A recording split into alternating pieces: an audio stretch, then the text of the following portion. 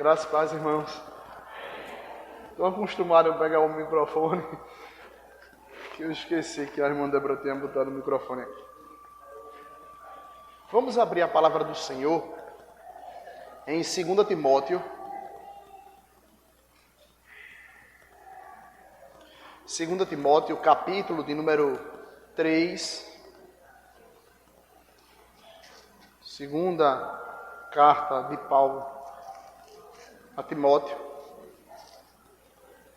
capítulo de número 3.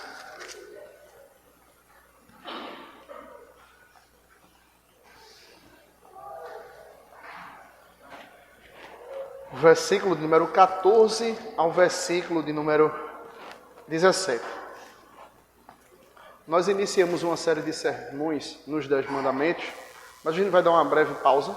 A gente teve o primeiro sermão, a gente vai dar uma breve pausa e iremos tratar de um outro assunto nessa noite.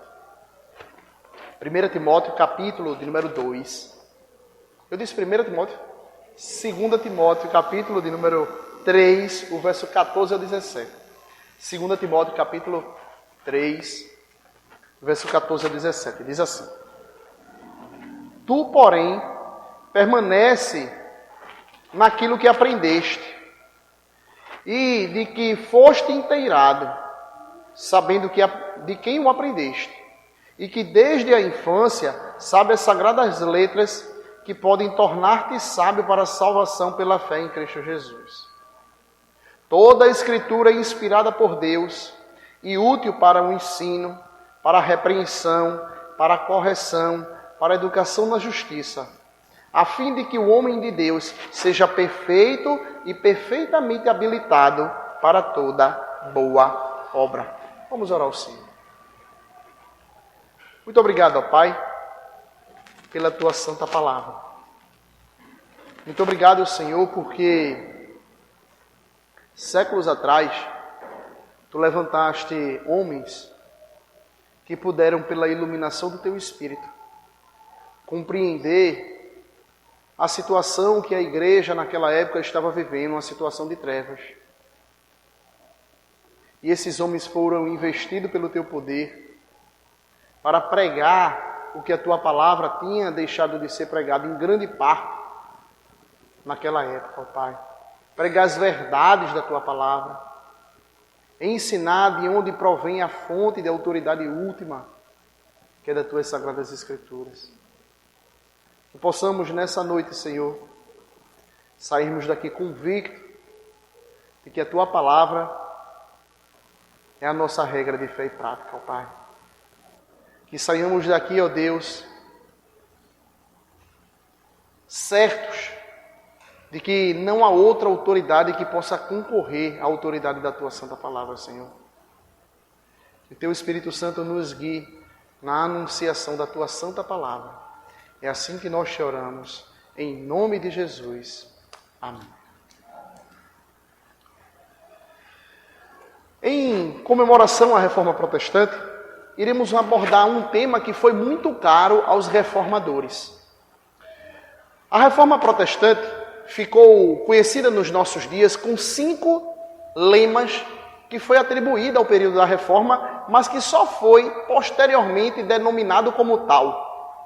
Os 5 solas da Reforma Protestante, nem Lutero, nem Calvino, nem Zwinglio, ninguém abordou os 5 solas da Reforma Protestante nessa nomenclatura. 5 solas da Reforma Protestante.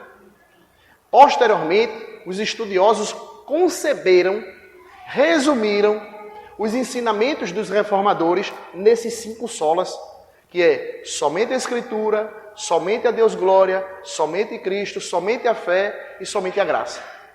E um desses 5 solas é exatamente o que nós iremos abordar hoje, que é o sola Scriptura, ou somente a Escritura. Em oposição ao que a Igreja Católica Romana até então estava defendendo, Lutero se opôs àquela posição, defendendo o que posteriormente ficou conhecido como sola Scriptura. O que nós acabamos de ler aqui é uma declaração do apóstolo Paulo feita em contraste contra as pessoas que são descritas no versículo de número 1 ao versículo de número 13 do presente capítulo 3. O apóstolo Paulo vai falar que essas pessoas são homens depravados, versículo 8. Eles são homens perversos e impostores, que estão enganando e sendo enganados. E eles têm forma de piedade, mas negando o poder dessa piedade.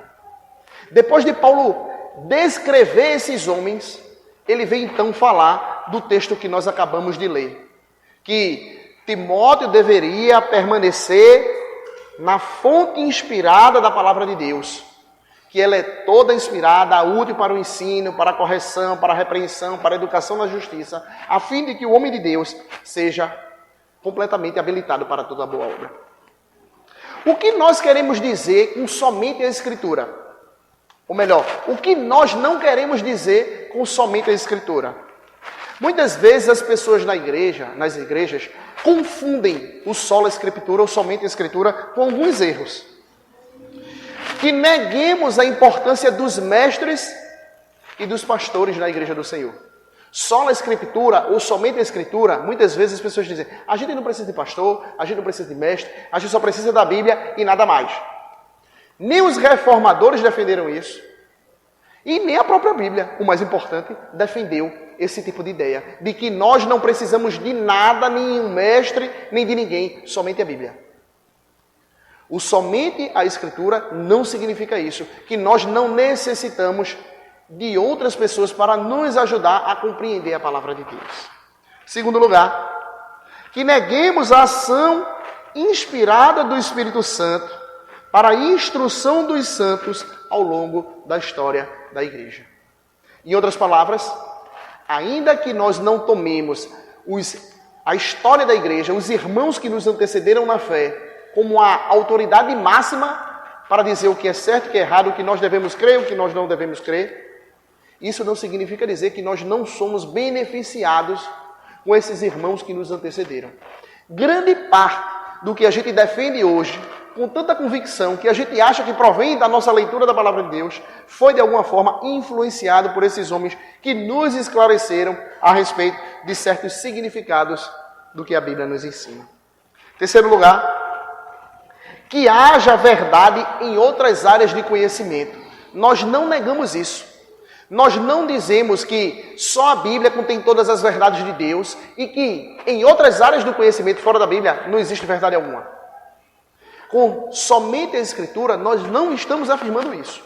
Nós não estamos negando a utilidade e o benefício dos mestres na igreja do Senhor. Nós não estamos negando o benefício do povo de Deus ao longo da história em crer em certas coisas que nos ajudam a compreender melhor a palavra de Deus. Em último lugar, que haja verdade fora da Bíblia. Há verdade fora da Bíblia. Entretanto, todas essas coisas devem ser testadas pela autoridade máxima da palavra de Deus, que é as suas Sagradas Escrituras. Entretanto, isso deve excluir o que a Igreja Católica Romana defendia e ainda defende hoje a respeito da Bíblia. Eles dizem que existem 3 autoridades dentro da igreja em igual importância. A palavra de Deus escrita, a palavra de Deus oral, a tradição, o que os cristãos vieram compreendendo, os líderes cristãos vieram compreendendo ao longo da história da igreja, e o magistério da igreja, os mestres da igreja, os bispos da igreja. Eles dizem, olha, essas 3 autoridades são igualmente supremas. Entretanto, a gente vai ver que no final das contas, a Igreja Católica Romana, eles acreditam que o magistério é a autoridade última para falar o que a igreja deve crer e o que a igreja não deve crer. Quando você for confrontar os católicos romanos com a Bíblia, ele vai dizer, não, mas você está dizendo que isso está no texto, mas o magistério da igreja, o Papa, os concílios da igreja, dizem outra coisa. Em outras palavras, a palavra de Deus não é a autoridade máxima, mas a interpretação que os líderes da Igreja Católica dão à palavra de Deus. Então eles não têm a ideia de um sola escritura, ou seja, que a Bíblia é a autoridade máxima para definir o que nós devemos, como nós devemos viver e o que nós devemos crer. Mas a primeira coisa que nós podemos perceber é a clareza da Escritura. Com clareza das Escrituras, nós queremos dizer que a Bíblia é, de modo geral, a respeito da salvação e do Evangelho, algo que qualquer pessoa alfabetizada pode compreender. Isso não é dado simplesmente aos mestres da igreja. Veja o que o apóstolo Paulo diz no versículo número 14. Tu, porém, permanece naquilo que aprendeste e de que foste inteirado, sabendo de quem o aprendeste. No capítulo de número 1, você vai ver que Paulo menciona que existem duas pessoas que influenciaram muito a vida de Timóteo, que foi a sua mãe e a sua avó. E que ele aprendeu essas sagradas letras, versículo 15, desde a infância. Então, a Bíblia pode ser compreendida até pelas crianças. A mensagem geral da Bíblia, a respeito da salvação trazida em Jesus Cristo, ela pode ser compreendida pelas próprias crianças. O texto bíblico diz que a mãe, no capítulo de número 1 de Timóteo, a mãe e a avó de Timóteo ensinaram as sagradas letras desde a infância a Timóteo. E Timóteo teve a capacidade dada por Deus para compreender isso. Então a primeira coisa que nós devemos entender, negando o que a Igreja Católica Romana diz, é que a palavra de Deus é clara. Pelo menos no seu ensino fundamental a respeito da salvação trazida em Jesus Cristo. Diz o texto bíblico, versículo 15, que desde a infância sabe as sagradas letras que podem tornar-te sábio para a salvação pela fé em Cristo Jesus. Então a mensagem salvadora do Senhor é clara na palavra de Deus. A segunda coisa que nós podemos aprender, que está no texto bíblico, no versículo número 16. Toda a Escritura é inspirada por Deus e útil para o ensino, para a repreensão, para a correção, para a educação na justiça. A segunda coisa que nós devemos aprender não é só que a Bíblia é clara na sua mensagem a respeito da salvação, mas que a Bíblia é a autoridade máxima. Por que a Bíblia é a autoridade máxima? Paulo diz que toda a Escritura, e aqui ele está citando o Antigo Testamento, que até então o Novo Testamento não estava completamente escrito. Mas ele diz que o Antigo Testamento é inspirado por Deus. A ideia de inspirado aqui é a expressão no grego soprado por Deus. As palavras das Escrituras foram sopradas pelo próprio Deus. De modo que se Deus sopra as suas palavras, nós devemos nos submeter a essa palavra. Porque Ele é o Criador e nós somos criaturas. Porque Ele é o nosso Senhor e Rei e nós somos os seus súditos e os seus servos. Então, a palavra de Deus deve ser crida e obedecida, porque ela é a autoridade sobre nós.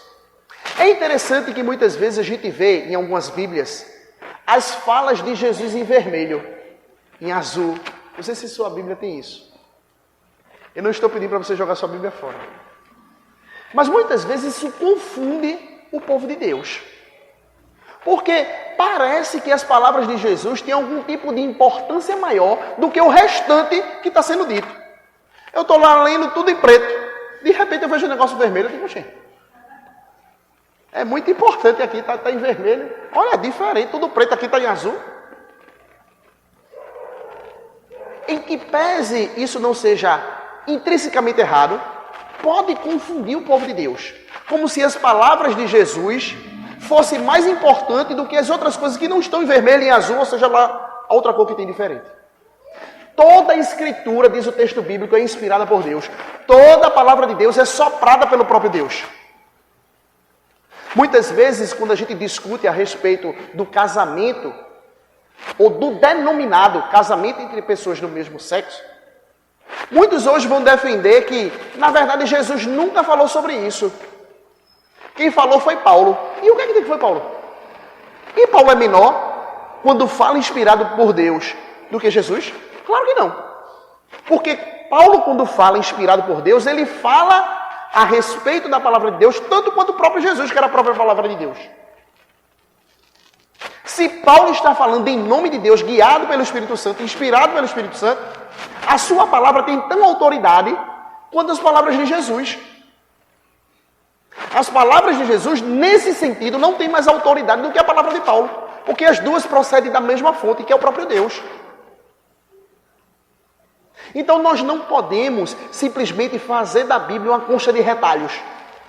Achar que existem algumas partes da Bíblia que são menos inspiradas. Existem outras partes da Bíblia que são mais inspiradas. Toda a Escritura é inspirada por Deus. Toda a palavra de Deus, ela é inspirada. Eu não sei quantos de vocês, quando vão numa festa de criança, você começa a olhar os objetozinhos que tem lá para comer. Um brigadeirozinho, uma coxinha. Você tem aquele amendoinzinho, não sei nem como é que dá o nome daquele ali. Aí eu fico, opa, se vier aqui, eu tô aqui. Você vai na festa e você vai selecionando certas coisas que você quer. Isso aqui eu gosto muito, isso aqui eu não gosto. Com a palavra de Deus, a gente não pode fazer uma espécie de buffet. Simplesmente eu vou lá e escolho as partes que eu quero e as partes que eu não gosto eu simplesmente rejeito. A palavra de Deus deve ser em sua totalidade.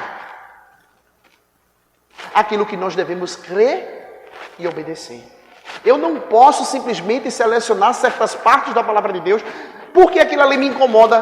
Porque a minha época, muitas vezes, não é uma época que acha aprazível as coisas que a palavra de Deus fala. A Bíblia tem autoridade em toda a Escritura para nos ensinar a respeito de Deus e o que Ele requer de nós.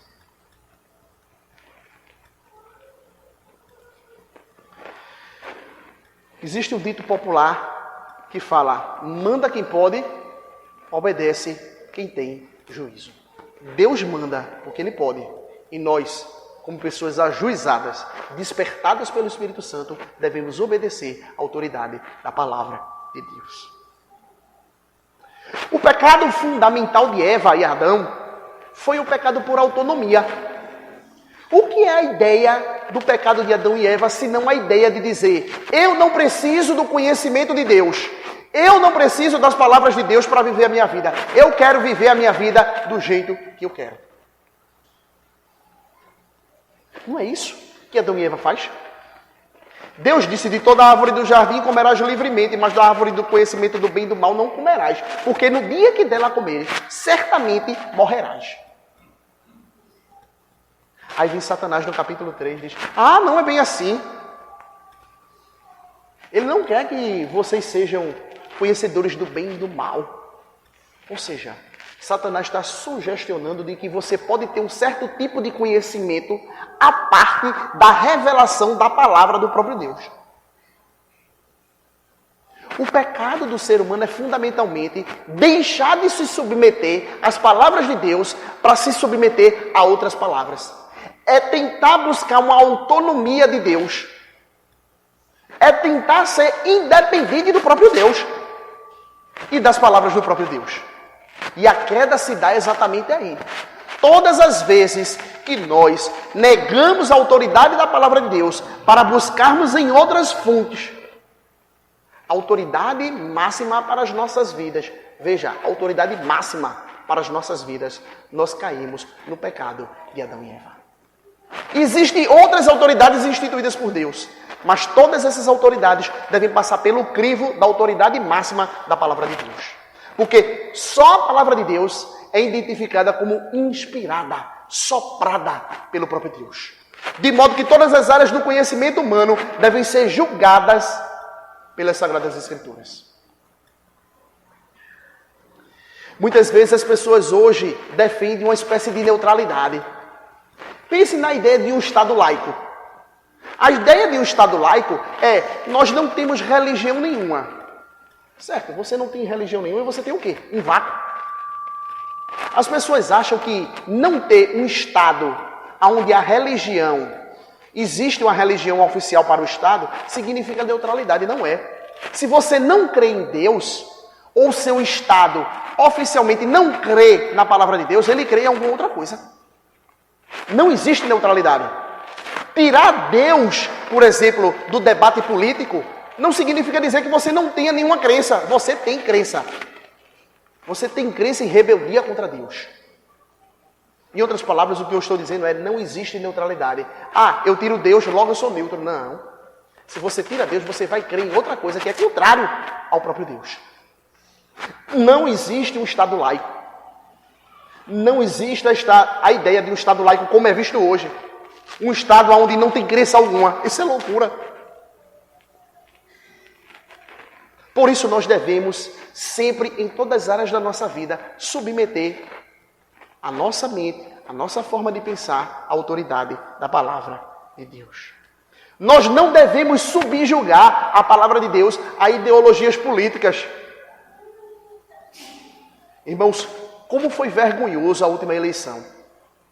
As nossas igrejas pareciam mais um partido político, onde as pessoas queriam coadunar a revelação e a autoridade da palavra de Deus a certos caprichos de certos políticos que a gente gostava.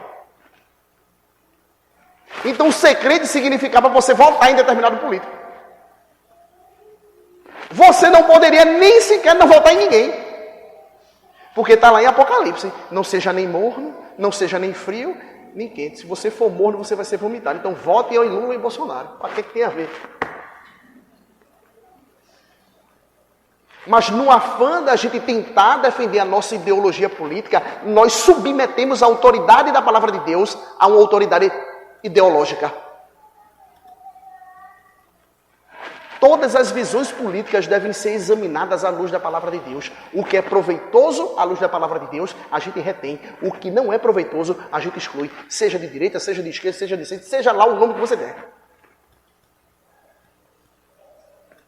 Nós não somos comprometidos com a ideologia política, nós devemos ser comprometidos com a autoridade da palavra de Deus.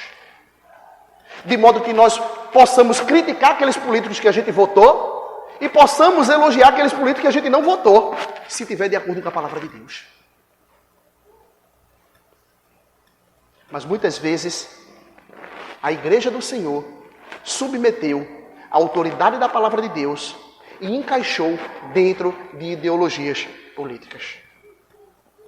Então, a segunda coisa que nós aprendemos é que a Bíblia é a autoridade máxima, não única, mas a única autoridade máxima. Existem outras autoridades que Deus instituiu, mas essas autoridades devem ser julgadas pela palavra de Deus. Em primeiro lugar, a Bíblia, em sua mensagem geral a respeito da salvação, ela é clara. Em segundo lugar, a palavra de Deus deve ser a autoridade. Ela fala e eu e você se cala para obedecer o que Deus está dizendo. Em terceiro lugar, a palavra de Deus é suficiente. Veja o que diz o versículo de número 14 e 15.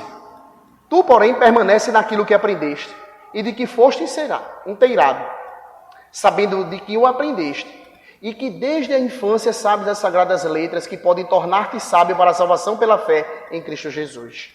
Verso 17. A fim de que o homem de Deus seja perfeito e perfeitamente habilitado para toda boa obra. O que o texto está dizendo é que, a respeito da salvação de Deus, a respeito de como nós devemos viver uma vida que agrade a Deus em todas as áreas da nossa vida, a Bíblia, a Sagrada Escritura, é suficiente para nos dar informação para vivermos de modo que agrada ao Senhor e vivermos de modo que devemos crer nas coisas que Ele ordenou que nós venhamos a crer. Então a Bíblia diz que a palavra de Deus é suficiente para a salvação e é suficiente para a santificação. Timóteo foi instruído no caminho da salvação, verso 14 e 15. E o verso 16 e 17 nos mostra que a palavra de Deus não é só o caminho para a salvação, mas o caminho para a santificação, para vivermos uma vida que agrada ao Senhor. Veja que o texto bíblico vai dizer, verso 16. Toda a escritura é inspirada por Deus e útil para o ensino, para a repreensão, para a correção e para a educação na justiça, a fim de que todo homem seja perfeitamente habilitado para toda boa obra. Isso significa dizer que, a despeito de culturas, a despeito de onde nós estejamos vivendo, a palavra de Deus deve ser a autoridade máxima. Não é que com o passar do tempo, a palavra de Deus se torna desatualizada. Não é como muitas vezes nós observamos em livro, principalmente de tecnologia. Um livro de tecnologia há 10 anos atrás, hoje é um livro extremamente ultrapassado. Porque as descobertas tecnológicas vão avançando muito rápido. Então você lê aquele livro e diz, meu Deus, está tudo desatualizado, não presta mais nada. A palavra de Deus não é assim. Ela é soprada pelo próprio Deus. De modo que aquilo que ela fala, aquilo que ela deixa claro como ensino perpétuo a respeito de como nós devemos viver e crer, permanece para todo sempre. Então a Bíblia diz que a palavra de Deus nos ensina para toda boa obra e educação na justiça. O que nós podemos aprender? Veja o que diz Deuteronômio capítulo 6, o verso 4 e 9. Deuteronômio capítulo 6, verso 4 e 9.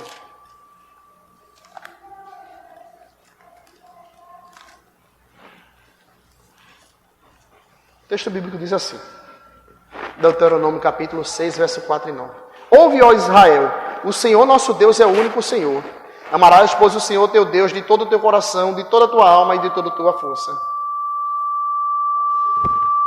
Estas palavras que hoje te ordeno estarão no teu coração. Perceba agora. Tu inculcarás a teus filhos e dela falarás, a sentar em tua casa e andando pelo caminho, ao deitar-te e ao levantar-te. Também as atarás como sinal na tua mão, e te serão por frontal entre os olhos, e as escreverás nos umbrais de tua casa e nas tuas portas. A importância da palavra de Deus, para que você possa inculcar a sua criança, desde a meninice, nos caminhos do Senhor. Para que ele compreenda que a palavra de Deus é suficiente. Para que ele entenda que a suficiência da palavra de Deus significa dizer que todas as informações que são necessárias para viver uma vida de piedade diante do Senhor estão na palavra de Deus. Suficiência das Escrituras significa dizer tudo o que eu preciso para viver uma vida que agrada a Deus está na Bíblia.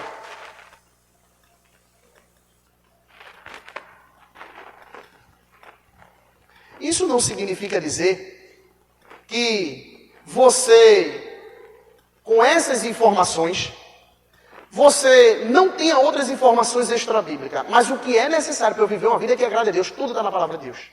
Mas se você é um encanador, você não vai, eita, olha, deu um problema aqui.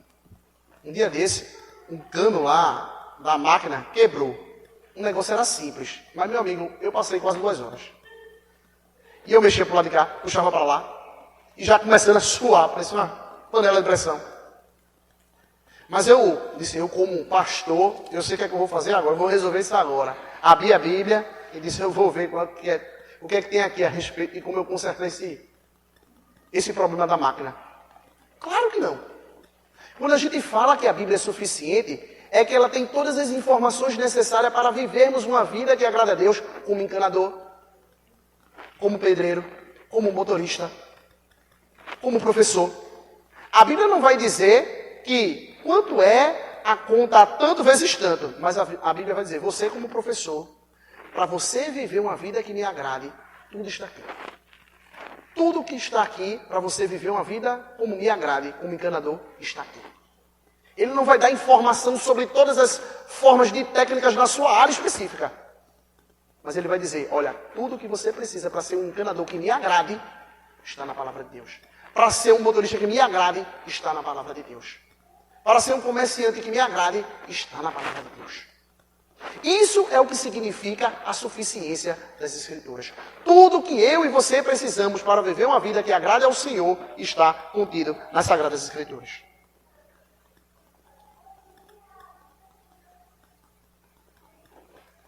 Comentando sobre esse texto de Deuteronômio, capítulo 6, verso 4 a 9, Vicente Young diz assim: elas não eram encorajadas, as crianças, a serem originais e criativas. Veja como muitas vezes a gente é ensinado como nós devemos ensinar as crianças.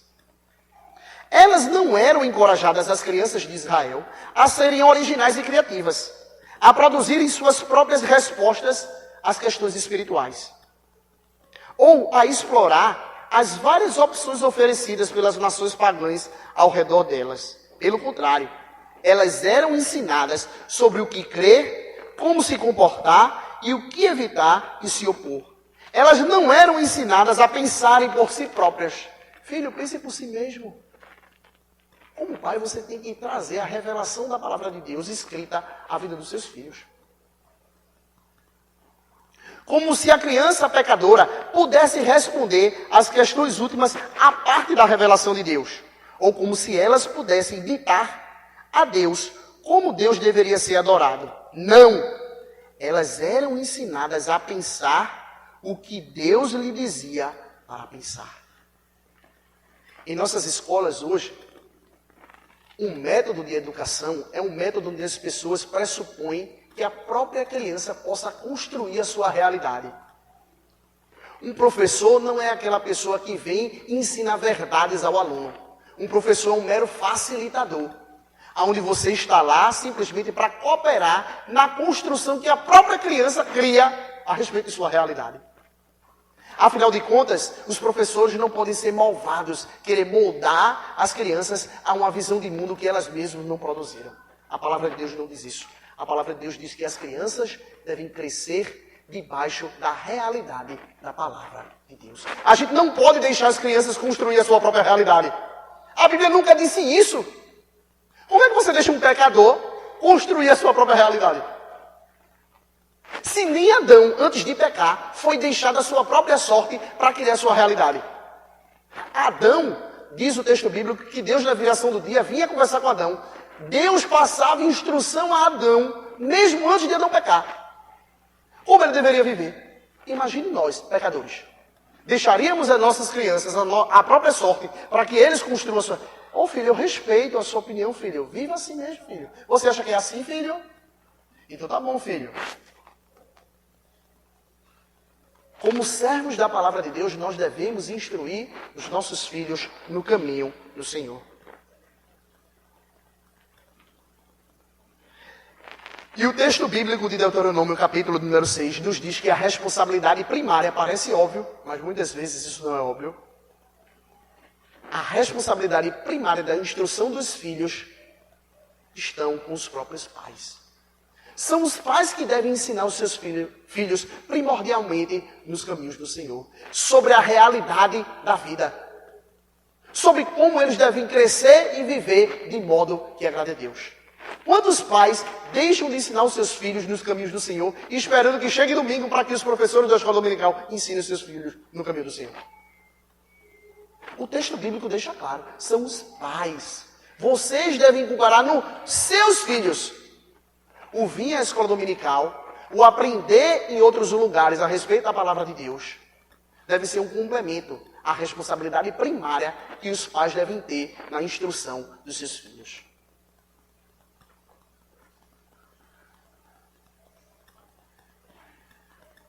A Bíblia nos fala, em Êxodo capítulo de número 12, verso 24 a 27, que o exemplo que nós damos geram perguntas, mas não necessariamente informação. O texto bíblico diz que quando o povo de Israel fosse celebrar a Páscoa, eles celebrassem junto às suas crianças, para que as crianças, ao observarem isso, perguntassem: que rito é este? Então, a encenação geraria perguntas ao coração dos filhos. Entretanto, Vicente Young, mais uma vez, nos ajuda a dizer: se os pais praticam a sua fé, de alguma forma, as perguntas religiosas das crianças são inevitáveis. Os pais vão à igreja, recebem comunhão, leem a Bíblia, fazem petições a Deus, pregam o evangelho aos seus vizinhos.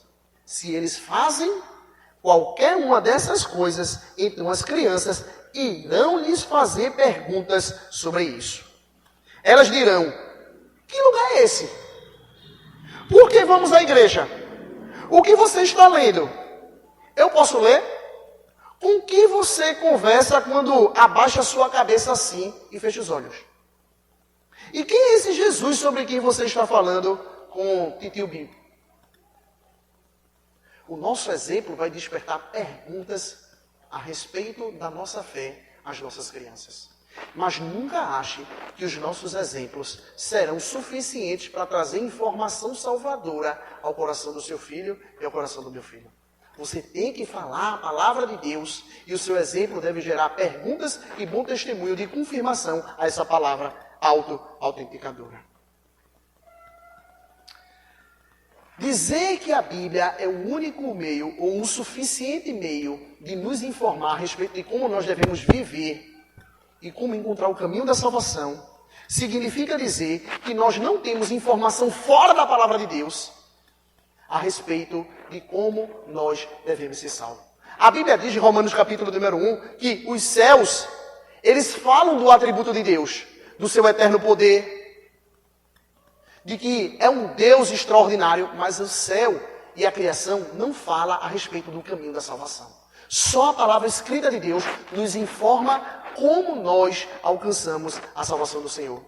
De modo que qualquer nação onde a palavra de Deus não chegou, de qualquer tribo onde a palavra de Deus não chegou, essa tribo está fadada à perdição eterna. Daí a necessidade e a urgência da evangelização. A necessidade e a urgência de fazer missões. Porque pessoas que precisam conhecer a verdade de Deus para que possam, pela graça de Deus, serem salvas mediante o conhecimento salvador da sua palavra. Não temos como chegarmos ao conhecimento salvador a respeito de Jesus a parte da palavra de Deus. O apóstolo Paulo diz que a criação, ao menos, testifica que somos indesculpáveis diante de Deus. Você não tem desculpa nenhuma a um Deus e você não o glorifica. Mas essa criação não indica o caminho salvador a respeito de Deus.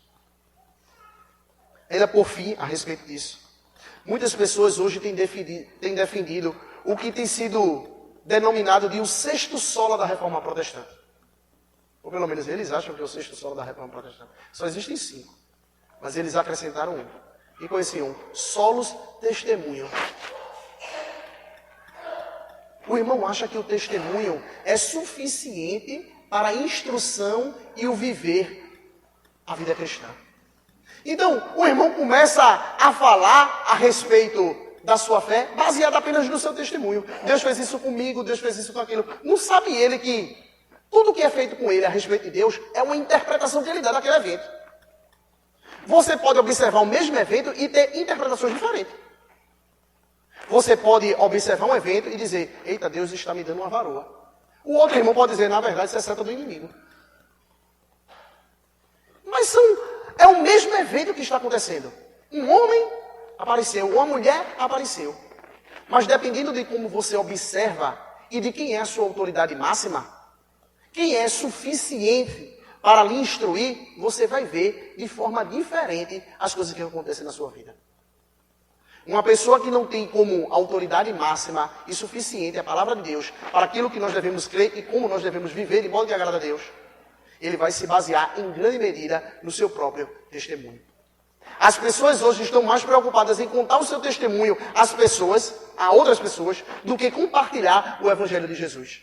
Na verdade, as pessoas acham que compartilhar o seu testemunho pessoal é compartilhar as boas novas de Jesus. São coisas distintas, meu irmão. Você pode compartilhar com outra pessoa de que Jesus lhe transformou, que hoje você é outra pessoa. Mas isso não é o Evangelho. Isso são os resultados do Evangelho na sua vida. O Evangelho, quando lhe alcançou, fez isso em você. Mas isso não é o Evangelho. São os resultados do Evangelho. O Evangelho é a boa nova de Jesus Cristo, que Ele morreu pelos nossos pecados, segundo as Escrituras, que foi sepultado e ressuscitou ao terceiro dia, segundo as Escrituras, vai dizer o apóstolo Paulo, em 1 Coríntios capítulo 15. Ele resume o Evangelho. É que Cristo morreu pelos nossos pecados, segundo as Escrituras, foi sepultado e ressuscitou ao terceiro dia, segundo as Escrituras. Isso é o Evangelho.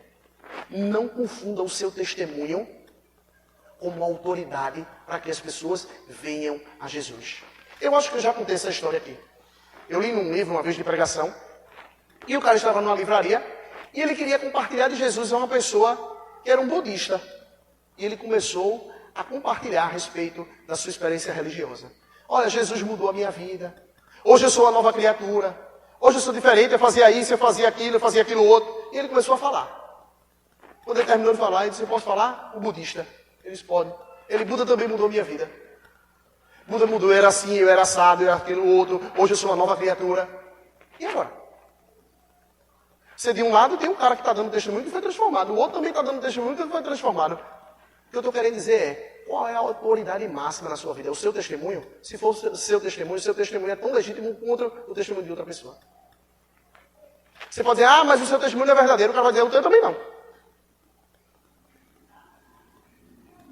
Qual é o teste máximo do que nós devemos crer, como nós devemos viver e onde nós encontramos a informação necessária a respeito do caminho da salvação? É o nosso testemunho pessoal ou é a autoridade da palavra de Deus? O seu testemunho tem a sua validade, mas não como a autoridade máxima da palavra de Deus, mas como um caminho ilustrativo da autoridade máxima da palavra de Deus. Você pode utilizar o seu testemunho como uma ilustração da autoridade máxima do que a palavra de Deus fala a respeito da salvação trazida por Jesus. Não confunda as coisas. É interessante que no livro de Atos, testemunho, sempre que aparece no livro de Atos, está associado à anunciação da palavra de Deus. Atos capítulo 1 e verso 8, aquele texto que é um texto paradigmático para todos os demais capítulos de Atos, o restante de Atos.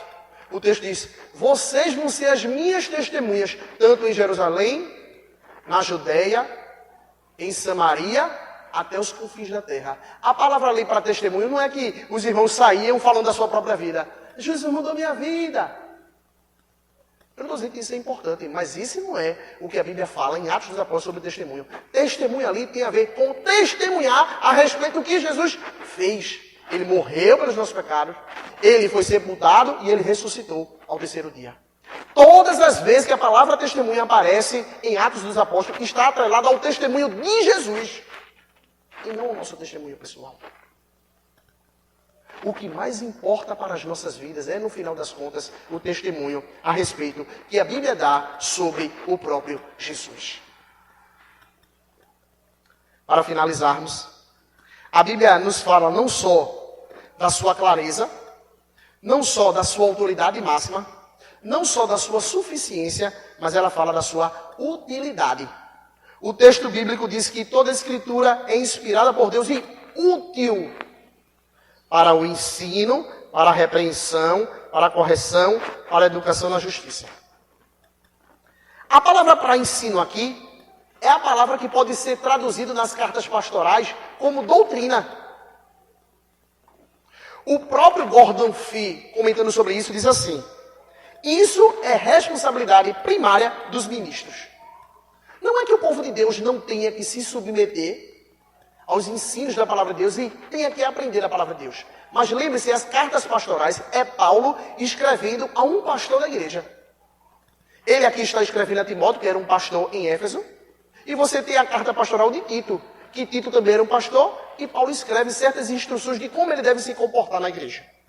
Então a primeira coisa que Paulo diz a Timóteo é: toda a escritura, Timóteo, é inspirada por Deus e ela é útil. Para quê? Ele diz em primeiro lugar, para o ensino, para a doutrina. A palavra de Deus é importante para o ensino e a doutrina.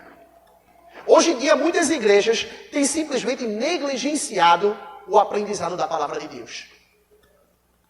A gente entra numa igreja, sai numa igreja e a gente não aprende nada de novo. A gente simplesmente não aprende nada a respeito da palavra de Deus. E a Bíblia diz que a primeira utilidade da própria Bíblia é nos ensinar a doutrina. Você gosta de aprender a palavra de Deus? É simplesmente inimaginável que um filho de Deus tenha repulsa ao ensino da palavra de Deus. As doutrinas da palavra de Deus. Ah, pastor, quando o senhor começa a falar de doutrina, eu já fico meio sonolenta. Mas doutrina nada mais é do que um ensino que Deus quer nos passar. Como é que você fica sonolento? Como é que eu fico sonolento?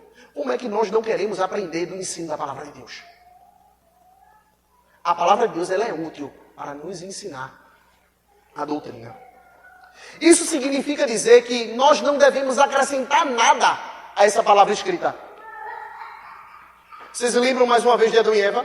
Quando Satanás chega em relação a Eva, diz: olha, Deus disse assim, mas não é bem assim não. A Eva disse assim: Deus disse que nós não devemos nem comer e nem tocar. Em lugar nenhum da Bíblia você vê Deus dizendo que Eva e Adão não poderiam tocar no fruto. A Bíblia diz que eles não poderiam comer. Deus disse para ele, não comerás. Ele não disse, não tocarás. E esse é o primeiro caso de acréscimo à palavra de Deus, com o intuito de se proteger de pecar contra Deus. Isso aqui nos traz um ensinamento profundo. Todas as vezes que a gente tenta acrescentar ensinamentos à própria revelação de Deus, com o intuito de proteger nossos filhos, com o intuito de proteger nossas vidas, nós estamos pecando contra Deus. Nós necessariamente iremos cair, nós estamos caídos, porque estamos acrescentando coisa que a palavra de Deus jamais disse. Talvez Eva tenha pensado, não, porque se eu puder tocar, fica mais fácil eu comer. Porque se eu posso tocar, eu como depois. Mas Deus disse, não coma. Deus não falou nada a respeito de não tocar. Então, ela acrescenta um elemento que Deus jamais disse que poderia, ou não poderia tocar naquele fruto. Isso é um primeiro caso de acréscimo à palavra de Deus. A doutrina católica romana, existem vários acréscimos à palavra de Deus. E um dos acréscimos mais bizarros que a gente pode conhecer é a doutrina da Imaculada Conceição de Maria. Ou a ideia de que Maria nasceu sem pecado e nunca pecou. É um absurdo, né? Você acreditar que Maria nasceu sem pecado. Sem pecado. A Bíblia diz que todos pecaram e destituídos estão da glória de Deus.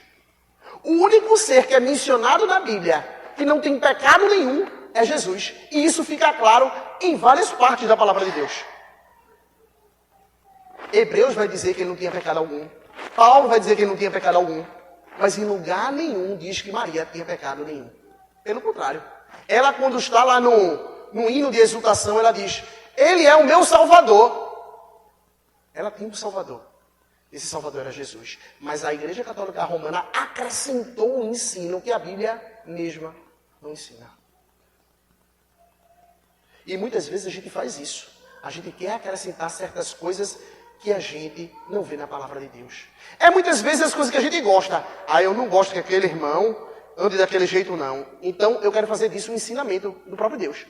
Mas sim, meu irmão, você não gosta. Mas a Bíblia falou uma coisa a respeito disso? Fala, não, mas eu não gosto. Se eu não gosto, eu acho que Deus também não gosta. Não confunda o seu gosto e a sua preferência pessoal com a revelação da palavra de Deus.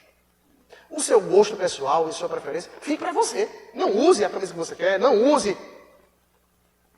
Se aquilo não é pecado, não faça. Agora, não venha querer instruir outras pessoas a seguir um ensinamento que a própria palavra de Deus não ensina. E o segundo erro é retirar alguma coisa da palavra de Deus. O primeiro é acrescentar e o segundo é retirar. Apocalipse capítulo de número 22, verso 19, diz assim. E se alguém tirar qualquer coisa das palavras do livro desta profecia, Deus tirará sua parte da árvore da vida, da cidade santa e das coisas que se acham escritas nesse livro. Então a primeira coisa que nós devemos aprender é que a palavra de Deus ela é útil para nos ensinar. Aonde nós tiramos os ensinamentos do que nós devemos crer e como nós devemos viver na palavra de Deus. Segundo lugar, a Bíblia nos diz que ela é útil para a repreensão. A palavra repreensão aqui provavelmente tem a ideia de refutação. Então Timóteo deveria pegar a palavra de Deus e instruir o povo de Deus no ensino da palavra de Deus. Mas não só isso. Timóteo deveria refutar os erros contrários à palavra de Deus. Muitas vezes as pessoas acham que isso daí é algo de menos importância. Não, pastor, só basta a gente falar do amor de Jesus, falar da salvação de Jesus, que as pessoas estão indo para o inferno se não se arrependerem. Mas não precisamos estar aí combatendo os erros, não. Isso é feio. Está falando da religião dos outros, está falando das crenças erradas dos outros. Deixa que o Espírito Santo trabalhe. A palavra de Deus nos fala que nós devemos repreender. E repreender aqui está associado muito provavelmente à ideia de ensino. Se alguém tem ensinado alguma coisa que é repreensível e contrário à palavra de Deus, nós devemos dizer, esse ensino é contrário à palavra de Deus. Terceiro lugar, o texto bíblico diz que ela é útil para o ensino, para a repreensão e para a correção.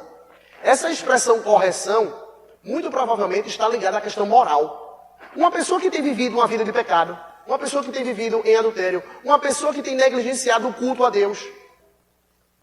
Pense em vários pecados que a Bíblia menciona e que muitos irmãos cometem na igreja. O que nós devemos fazer como povo de Deus? Não só a liderança, mas todo o povo de Deus. Paulo vai dizer que a gente deve nos exortar mutuamente em amor. Então, a correção é você dizer, olha, você está indo num caminho errado. Saia desse caminho. Você está andando num caminho de adultério. Arrependa-se. Você está andando num caminho de negligência ao culto a Deus. Arrependa-se e volte para o caminho do Senhor. Então, a palavra de Deus ela é útil para nos ensinar a corrigir moralmente as pessoas que têm se desviado do caminho de Deus. Em quarto lugar, a Bíblia nos diz que a palavra de Deus, ela é um caminho para a correção e para a educação na justiça. Em outras palavras, o que o texto bíblico está dizendo aqui é, não basta simplesmente dizer às pessoas que elas estão erradas. Você tem que mostrar o caminho correto. Educação na justiça é justamente a ideia de que você deve mostrar o caminho justo que ele deve viver diante de Deus. Um caminho que agrada ao Senhor.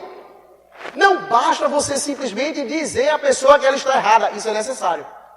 Mas também você tem que dizer qual o caminho que Deus requer dessa pessoa.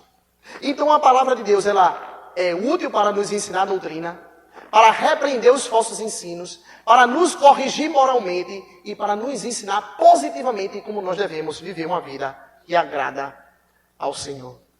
E o texto então encerra dizendo que ela é perfeitamente, a fim de que o homem de Deus seja perfeito e perfeitamente habilitado para toda boa obra. Não sei se quantos de vocês aqui já assistiram o filme Alice no País das Maravilhas. Alice no País das Maravilhas, chega um momento que ela está num mundo que é completamente diferente. Um mundo onde a realidade desse mundo não corresponde à realidade, se é que eu posso dizer assim, sendo redundante, à realidade real. Alice vai dizer que lá no mundo dela, nesse mundo fantasioso, é um mundo onde 2 mais 2 não é 4. 2 mais 2 é uma conta completamente diferente. O mundo lá é completamente diferente. Bichos falam, árvores se mexem. E muitas vezes as pessoas acham que a palavra de Deus é exatamente isso. A palavra de Deus nos fala de uma realidade que não tem nada a ver com a nossa segunda-feira, com a nossa terça-feira, com a nossa quarta, quinta, com a nossa semana, com o nosso dia a dia. A palavra de Deus, ela fala simplesmente a respeito de uma coisa, da nossa salvação pessoal. Como é que Deus me bota no busão celestial para que no futuro eu suba com Ele? É isso que a palavra de Deus dizia. Pastor, foi muito bom hoje. Eu confirmei que eu estou nesse busão celestial. Entrei, me sentei e só estou esperando a vinda do Senhor. O texto bíblico nos diz que a Bíblia não deve ser limitado a simplesmente a questão a respeito da salvação. Mas é em todas as áreas da nossa vida como nós devemos viver uma vida que agrada a Deus. O que nós aprendemos aqui não é algo que simplesmente a gente vive em alguns minutos no momento do culto. É algo que nós devemos viver durante toda a nossa semana e na nossa vida diária. Ela é perfeitamente, ela nos habilita perfeitamente para toda a boa obra. Tudo que nós viemos a empreender deve ser submetido à autoridade máxima e suficiente da palavra de Deus para saber se estamos vivendo uma vida que agrada ao Senhor. Então nós podemos aprender mais 4 coisas. Em primeiro lugar, o ensino é fundacional. O fundamento da igreja é o ensino da palavra de Deus. Não existe igreja sem ensino da palavra de Deus. Ah, eu gosto daquele pastor, que aquele pastor é brincalhão, ele é muito carismático. Se não tem um pastor que não ensina a palavra de Deus, não presta para nada. Mas ele dá um bom testemunho, ele ama a mulher, ele cuida tanto bem dos seus filhos, ele leva os irmãos no hospital, certo? Mas se ele não ensina a palavra de Deus, não serve absolutamente nada. O que lhe faz estar aqui, o que me faz estar aqui, deve ser o ensino fiel da palavra de Deus. Sem o ensino fiel da palavra de Deus, não somos absolutamente nada, a não ser um amontoado de voluntários. E não é isso que a igreja é. A igreja é um ajuntamento do povo de Deus que foi chamado pela palavra de Deus para se reunir com base na autoridade da sua própria palavra. Segundo lugar, devemos manter o equilíbrio entre verdades doutrinárias e combater os erros doutrinários. A igreja não deve simplesmente falar as verdades de Deus, mas também combater os erros contrários à palavra de Deus. Terceiro lugar, devemos corrigir o erro e apontar o caminho da obediência. Em quarto e último lugar, a palavra de Deus diz respeito à família, à igreja e à nossa vida no mundo. Vamos orar ao Senhor. Muito obrigado, Pai, por esse momento de aprendizado da Tua palavra. Queremos te pedir que essa palavra possa ser crida e obedecida por cada um de nós, ó Pai. Quando tivermos alguma divergência, que tudo seja, no final das contas, decidido pelo tribunal máximo da Tua Santa Palavra, Senhor. A forma como nós criamos os nossos filhos, a forma como nós devemos nos portar no trabalho, a forma como nós lidamos com os problemas dentro da igreja com outros irmãos. Que nada venha a ser decidido simplesmente numa experiência boa que eu tive anterior, mas principalmente porque a Tua palavra nos ensina que nós devemos viver de determinada forma, Pai. Que essas verdades que foram resgatadas pelos reformadores possam ser vivenciadas por cada um de nós, Senhor. Porque sem a Tua palavra não existiria sequer a existência do mundo. Porque foi pelo poder da Tua palavra que todas as coisas vieram à existência. É pelo poder da Tua palavra que a igreja hoje é sustentada. É pelo poder da Tua palavra que a igreja hoje é santificada. É pelo poder das Tuas promessas que nós caminhamos esperando pela volta do nosso Senhor Jesus Cristo. Muito obrigado, Senhor, por essas palavras faladas e escritas e preservadas até nós. Louvamos o Teu nome, por amor a Jesus. Amém.